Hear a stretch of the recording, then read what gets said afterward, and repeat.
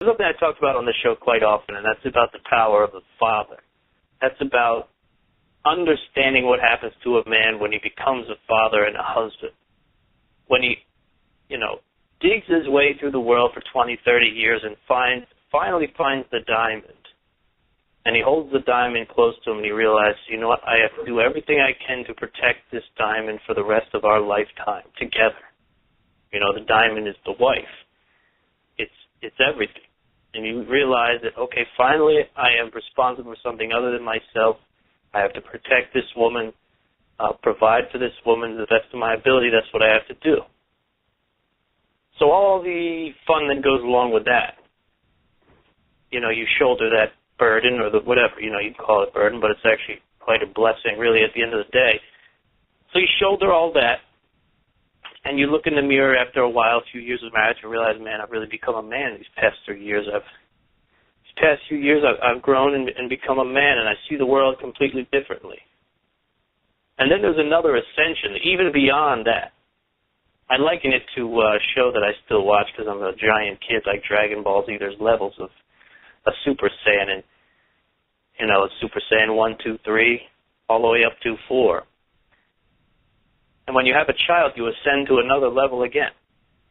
Now you'd only go from being the man who has to completely control the present, who has to grab the present tense by the balls, if you will, and protect the woman around you, understand, be aware of your surroundings constantly, consistently.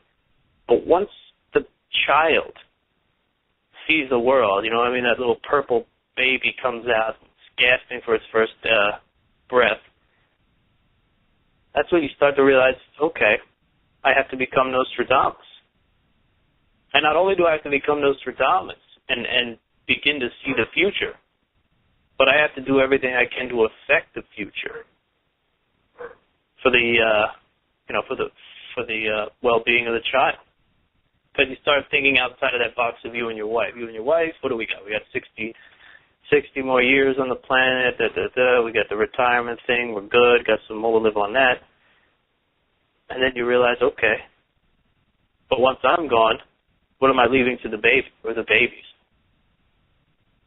So these things that happen in a man, and like I said, they probably happen in a woman too, but I'm speaking from a man's perspective. These things that happen to a man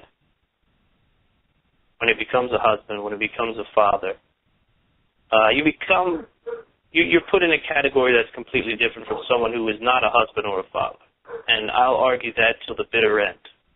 There's no way a single man who lives alone and concerns himself with only his own pleasures and responsibilities can see the world the same way as I see it. There's no way. That's impossible. It's impossible.